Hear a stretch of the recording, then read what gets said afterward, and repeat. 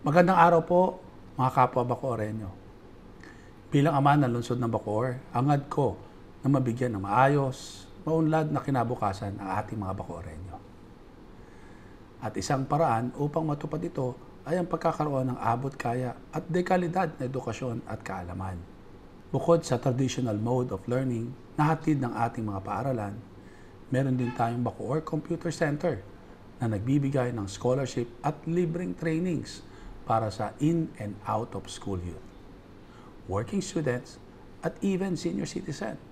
At big shout out also goes to our e-governance department, all the trainers and staff of the BCC for their commitment and passion.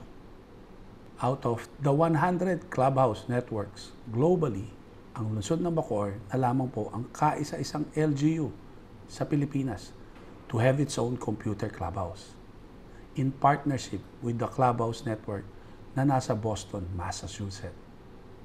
Simula nang maitatag noong 2009, napakarami ng buhay ang nabago ng institusyong ito. By helping our fellow Bacoreños explore their ideas, develop their skills, and boost their confidence using technology, and providing scholarship grants from the Clubhouse Network.